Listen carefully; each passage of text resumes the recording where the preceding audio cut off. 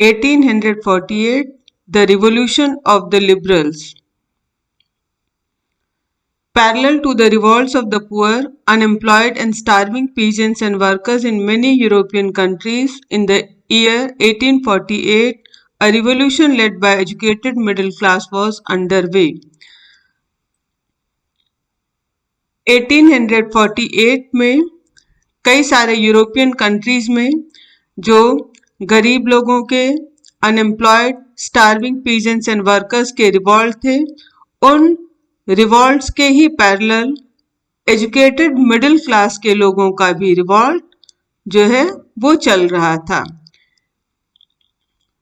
1848 में जो फ्रांस में जो घटनाएं हुई थी उसके कारण फ्रांस के जो किंग थे, ही had to leave his throne, France के राजा को अपनी गद्दी को छोड़ना पड़ा और republican form of government was formed in France which was based on universal male suffrage, जो कि यूनिवर्सल मेल सफरेज पर बेस्ड था।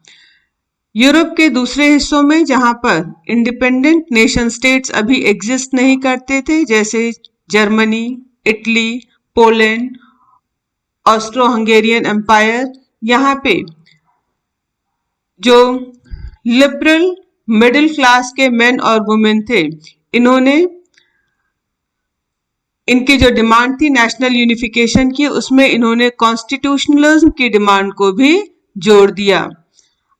इन्होंने वहां पर जो पॉपुलर अनरेस्ट था, लोगों का जो गुस्सा था वहां की गवर्नमेंट के अगेंस्ट, उसका इन्होंने फायदा उठाया अपनी डिमांड को आगे बढ़ाने के लिए। इनका डिमांड था creation of a nation state on parliamentary principles. ये लोग एक नेशन स्टेट क्रिएट करना चाहते थे जो कि पार्लियामेंट्री प्रिंसिपल पर बेस्ड हो, इसका अपना खुद का कॉन्स्टिट्यूशन हो, फ्रीडम ऑफ प्रेस हो और फ्रीडम ऑफ एसोसिएशन हो।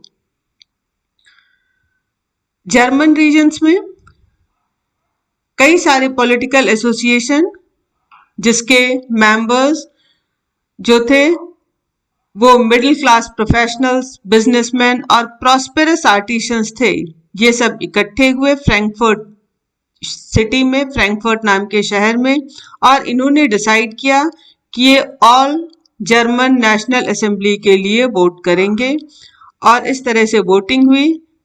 18 मई 1848 में 831 इलेक्टेड रिप्रेजेंटेटिव्स इन्होंने एक फेस्टिव प्रोसेशन में मार्च किया ताकि वो फ्रैंकफर्ट पार्लियामेंट में अपनी जगह ले सके। और ये जो फ्रैंकफर्ट पार्लियामेंट थी, it was organised in the church of Saint Paul. तो सेंट पॉल चर्च में फ्रैंकफर्ट पार्लियामेंट की मीटिंग को ऑर्गेनाइज किया गया था। यहाँ पर 831 इलेक्टेड रिप्रेजेंटेटिव असेंबल हुए। इन्होंने जर्मन नेशन के लिए एक नया कॉन्स्टिट्यूशन बनाया और इस कॉन्स्टिट्यूशन के थ्रू ये डिसाइड किया गया कि German nation it would be headed by a monarchy. जो जर्मन नेशन है इसका हेड किंग होंगे, it would be headed by monarchy, but that king would be subject to a parliament. लेकिन जो किंग है वो पार्लियामेंट के कंट्रोल में रहेंगे। जब रिप्रेजेंटेटिव्स ने king of Prussia Frederick Wilhelm fourth को क्राउनशिप के पोस्ट को ऑफर किया, तो प्रशिया के किंग फेडरिक विलियम फोर्थ ने इस क्राउनशिप के ऑफर को रिजेक्ट कर दिया और ये दूसरे राजाओं के साथ मिल गए इलेक्टेड असेंबली को अपोज करने के लिए। अब जो इलेक्टेड असेंबली था उसका विरोध बढ़ गया। जो एरिस्टोक्रेसी थी, रूलिंग क्लास, जो हायर क्लास जर्मन सोसाइटी के लोग थे उन्होंने, और मिलिट्री, इनका जब विरोध बढ़ गया पार्लियामेंट को लेकर के, तो पार्लियामेंट का जो सोशल बेस था वो काफी वीक हो गया। क्यों वीक हो गया? क्योंकि ये पार्लियामेंट जो थी it was dominated by middle class people. Parliament में ज्यादातर मिडिल क्लास लोग थे और इन मिडिल क्लास लोगों ने वर्कर्स और आर्टिसन के डिमांड को अपोज किया था, जिसके कारण अब जो वर्कर्स और आर्टिसंस थे ये पार्लियामेंट के अगेंस्ट हो गए। आखिरी में ट्रुप्स को बुलाया गया और असेंबली को डिसबैंड कर दिया गया। ये जो इशू था कि क्या पॉलिटिकल राइट्स को वुमेन्स को भी दिया जाए, ये लिबरल मूवमेंट का एक बहुत ही कंट्रोवर्शियल इशू था। बेशक जो लिबरल मूवमेंट्स थे इसमें बहुत सारी औरतों ने इन मूवमेंट में एक्टिवली पार्टिसिपेट किया था। औरतों ने अपने खुद के पॉलिटिकल एसोसिएशन भी बना लिए थे। इन्होंने खुद के न्यूज़पेपर्स भी जो थे वो इशू करने शुरू किए और कई सारी पॉलिटिकल मीटिंग्स में, डिमॉन्स्ट्रेशंस में भी पार्टिसिपेट किया। लेकिन इसके बावजूद they were denied suffrage right during the election of the assembly. लेकिन जब फ्रैंकफर्ट पार्लियामेंट के इलेक्शन के लिए जो प्रोसेस था उसमें इन्हें वोटिंग राइट्स प्रोवाइड नहीं किए गए और जब फ्रैंकफर्ट पार्लियामेंट की मीटिंग भी सेंट पॉल चर्च में ऑर्गेनाइज की गई तो औरतों को उसमें सिर्फ ऑब्जर्वर ही एडमिट किया गया और उन्हें वो सिर्फ as a observer visitors gallery में खड़ी हो सकती थी। फ्रैंकफर्ट पार्लियामेंट की जो मीटिंग थी उस सारे प्रोसेस को वो ऑब्जर्व कर सकती थी। बेशक कंजर्वेटिव फोर्सेस जो थे उन्होंने लिबरल मूवमेंट को सरप्रेस कर दिया, जो लिबरल मूवमेंट 1848 में हुए थे। लेकिन कंजर्वेटिव्स ओल्ड ऑर्डर को दोबारा रिस्टोर नहीं कर सके, उसको वापस नहीं ला सके, क्योंकि अब जो मोनार्क्स थे उन्होंने ये रियलाइज करना शुरू कर दिया था, राजाओं ने इस चीज को महसूस करना शुरू कर दिया था कि जो रिवॉल्यूशन है उसको तभी कुचला जा सकता है, कमजोर किया जा सकता है अगर लिबरल नेशनलिस्ट रिवॉल्यूशनरीज को उन्हें कंसेशन ग्रांट किया जाए, उन्हें राहत दी जाए। और राहत मतलब उन्हें कुछ जो है सुविधाएं देकर ही ये जो रिवॉल्यूशन है उसको रोका जा सकता है। और इसलिए 1848 के बाद जो सेंट्रल एंड ईस्टर्न यूरोप में मोनार्कीज थी, इन्होंने उन चेंजेस को इंट्रोड्यूस करना शुरू किया जो चेंजेस वेस्टर्न यूरोप में 1815 के पहले ही इंट्रोड्यूस किए जा चुके थे। जैसे अब सेंट्रल एंड ईस्टर्न यूरोप में भी serfdom was abolished, bounded labour it was also abolished. तो सर्फडम, बाउंडेड लेबर, इसको हैब्सबर्ग डोमिनियंस में और रशिया में एबॉलिश कर दिया गया। और हैब्सबर्ग के रूलर्स जो थे उन्होंने हंगेरियंस को 1867 के बाद से ज्यादा ऑटोनॉमी प्रोवाइड किया। The making of Germany and Italy.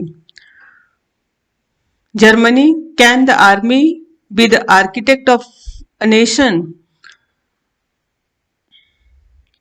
1848 के बाद से यूरोप में नेशनलिज्म जो है इसने अपना जो एसोसिएशन है डेमोक्रेसी और रिवॉल्यूशन से, उस एसोसिएशन से वो अलग हो गया, उससे दूर हट गया।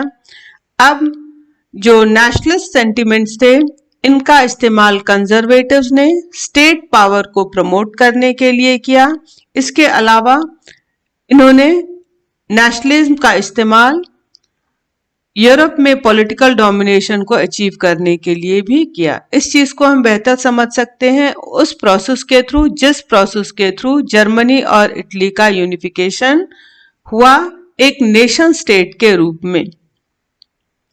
इसके पहले वाले सब टॉपिक में हमने डिस्कस किया था कि जो नेशनलिस्ट फीलिंग थे ये जर्मन मिडिल क्लास में बहुत ज्यादा वाइड स्प्रेड थे और जर्मन मिडिल क्लास ने 1848 में जर्मनी को एक नेशन के रूप में यूनाइट करने की कोशिश की थी इलेक्टेड पार्लियामेंट की मदद से।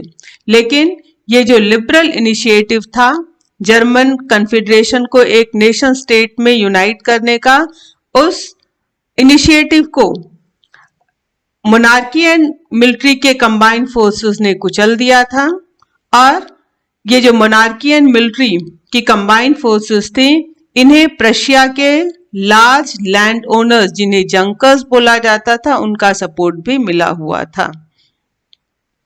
1848 के बाद अब जर्मनी के नेशनल यूनिफिकेशन की रिस्पॉन्सिबिलिटी जो है वो प्रशिया के ऊपर आ गई और प्रशिया का जो चीफ मिनिस्टर था ऑक्टो वन बिस्मार्क, जो कि चीफ आर्किटेक्ट माना जाता है एंटायर प्रोसेस का, इसने जर्मनी के यूनिफिकेशन के लिए प्रशियन आर्मी और ब्यूरोक्रेसी की मदद ली।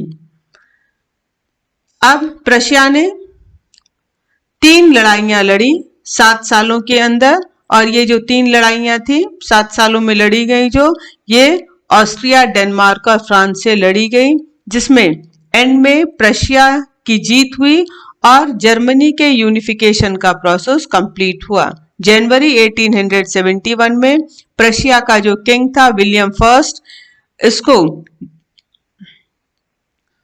वर्साय के पैलेस में एक सेरेमनी के थ्रू जर्मन एम्परर प्रोक्लेम किया गया, इसको जर्मन एम्परर घोषित किया गया। 18 जनवरी 1871 on the bitterly cold morning, an assembly comprising the princes of the German states, representative of the army, important Prussian ministers including the chief minister Otto von Bismarck, gathered in the unheated hall of mirrors in the palace of Versailles to proclaim the new German empire headed by Kaiser William I of Prussia। तो इस तरह से 18 जनवरी 1871 में German state के जो princess थे, उन princess की असेंबली में, जिसमें आर्मी के रिप्रेजेंटेटिव्स भी थे, प्रशिया के इंपॉर्टेंट मिनिस्टर्स भी थे, ऑक्टो वन बिस्मार्क भी इसमें असेंबल था। और ये लोग कहाँ पे असेंबल थे?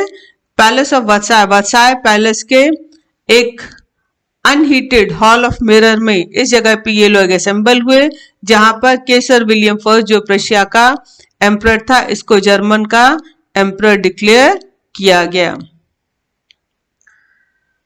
तो इस तरह से ये जो जर्मनी में नेशन बिल्डिंग का प्रोसेस था, जर्मन को यूनाइट करने का प्रोसेस, इस सारे प्रोसेस में हमें प्रशियन स्टेट के डोमिनेंस को देखने को मिलता है कि प्रशियन स्टेट ने डोमिनेंट रोल प्ले किया था। और इस तरह से ये जो नया स्टेट क्रिएट हुआ, इसमें बहुत स्ट्रॉन्ग एम्फेसिस दिया गया किस चीज पे? On modernising the currency, banking, legal and judicial system, and Prussian measures and practices were often became the model for the rest of Germany. और प्रशियन जो भी आपके उनके रीति रिवाज थे, इनको बाकी जर्मनी के लिए एक मॉडल की तरह देखा गया और उसको पूरी जर्मनी में एक तरह से इम्प्लीमेंट किया गया। इटली यूनिफाइड, जर्मनी की तरह इटली की भी अपनी लंबी हिस्ट्री थी, किस चीज की? पॉलिटिकल फ्रेगमेंटेशन की, कि politically Italy was also divided into different parts. जो इटालियंस थे, ये डिफरेंट डायनेस्टिक स्टेट्स में स्कैटर्ड थे, ना सिर्फ डायनेस्टिक स्टेट्स में स्कैटर्ड थे, ये मल्टीनेशनल हैब्सबर्ग एम्पायर में भी डिवाइडेड थे। During the middle of the 19th century, Italy was divided into 7 states. 19th century के मिडल में इटली जो था ये 7 states में डिवाइडेड था। इसमें सिर्फ एक ही स्टेट जो था सार्डिनिया पिडमोंट, उस सिर्फ एक ही स्टेट पर इटालियन प्रिंसली हाउस का रूल था।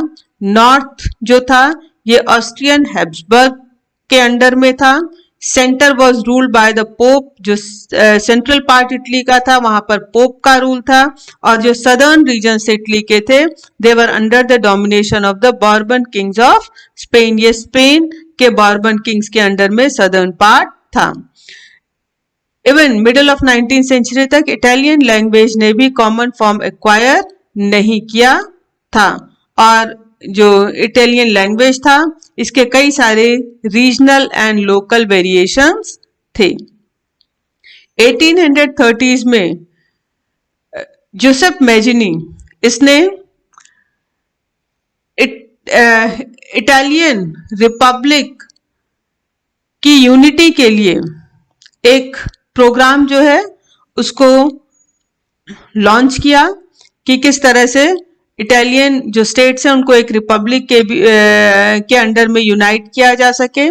इसके लिए इसने एक सीक्रेट सोसाइटी भी बनाई जिसका नाम रखा यंग इटली, ताकि वो अपने गोल को अचीव कर सके।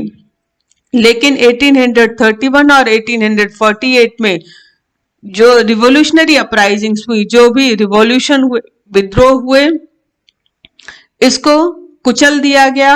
और इन 1831-1848 के रिवॉल्ट के फेल होने का मतलब ये भी था कि अब इटली के यूनिफिकेशन की जो रिस्पॉन्सिबिलिटी थी ये सार्डिनिया पिडमॉन्ट के अंडर में चली गई थी। एंड सार्डिनिया पिडमॉन्ट जो था, it was ruled by king Victor Emmanuel second. तो सार्डिनिया पिडमॉन्ट के जो राजा किंग विक्टर एम्यूनल सेकेंड के ऊपर जिम्मेदारी आ गई इटालियन स्टेट्स को वॉर के थ्रू यूनाइट करने की।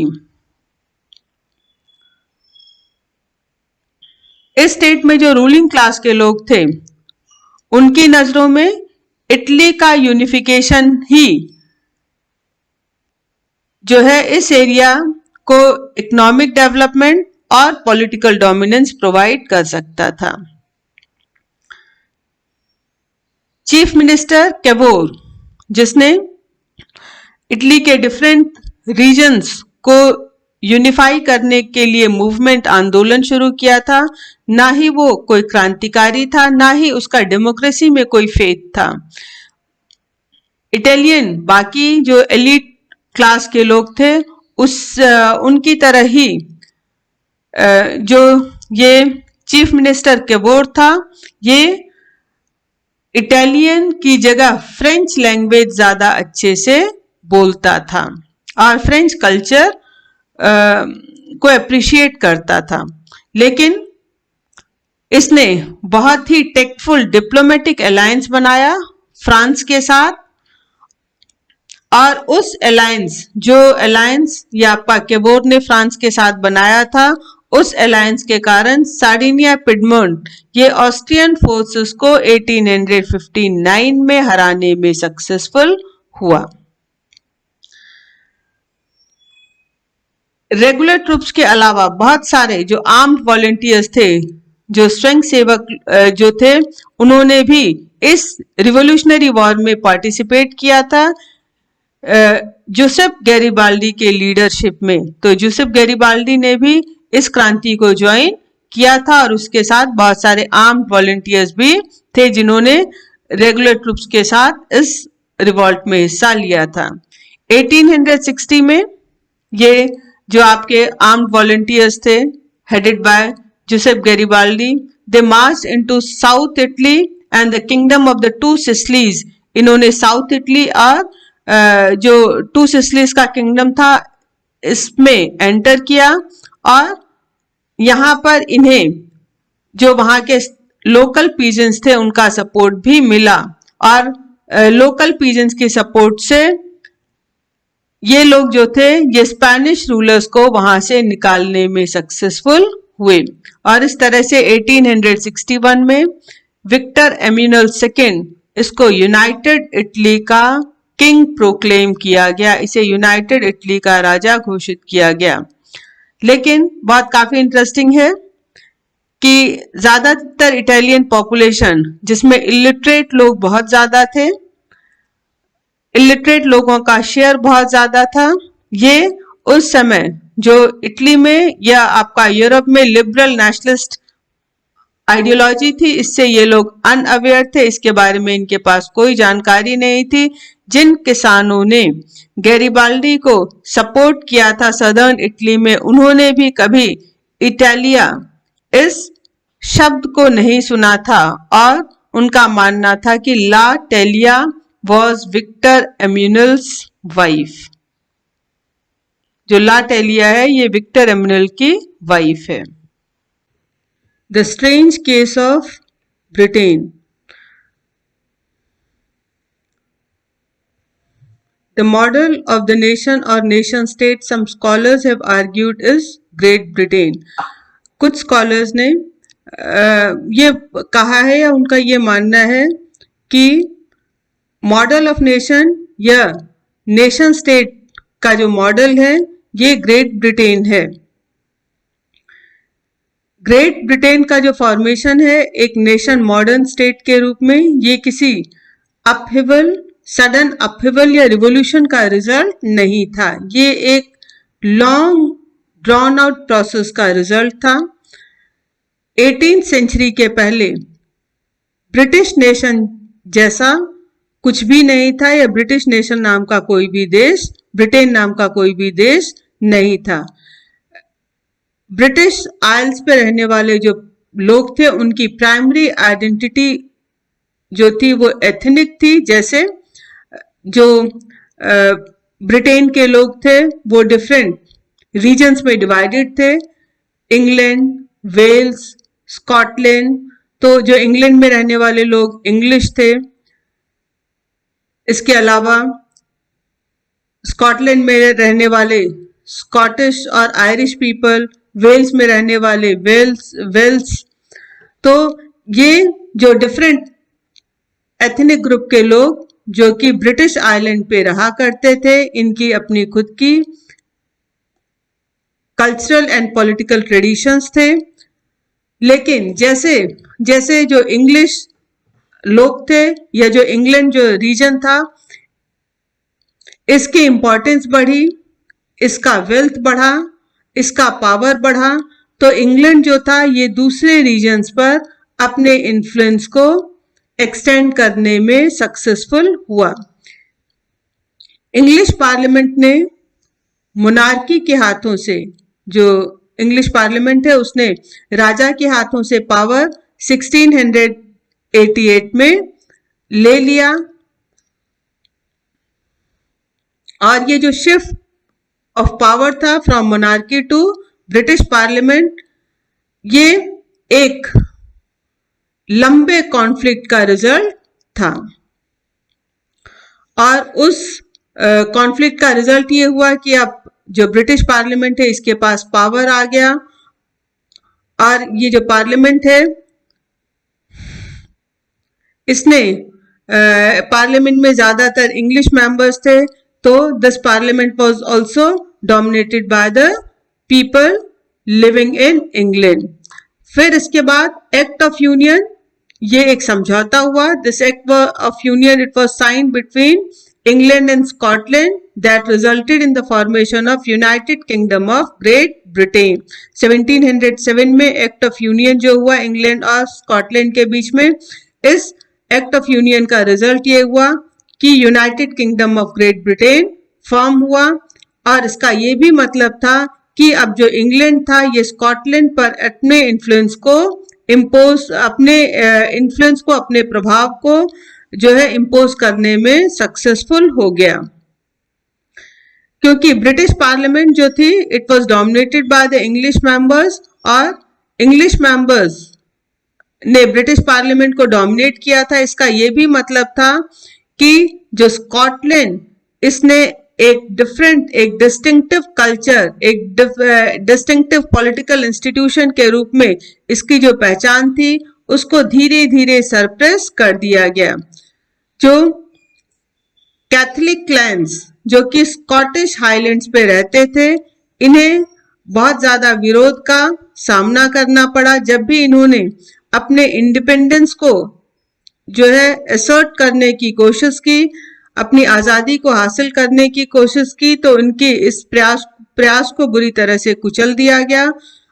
स्कॉटिश जो हाईलैंडर्स थे, they were also forbidden to speak their Gaelic language। इन्हें अपने गैलिक लैंग्वेज को बोलने भी नहीं दिया जाता था, मतलब फॉलो नहीं करने दिया जाता था। ना ही इन्हें अपना नेशनल ड्रेस पहनने की आजादी थी। ज्यादातर जो स्कॉटिश हाईलैंडर्स थे, they were forcibly driven out of their homeland, इन्हें जबरदस्ती इनके घरों से निकाल दिया गया। आयरलैंड का भी वैसा ही हाल हुआ।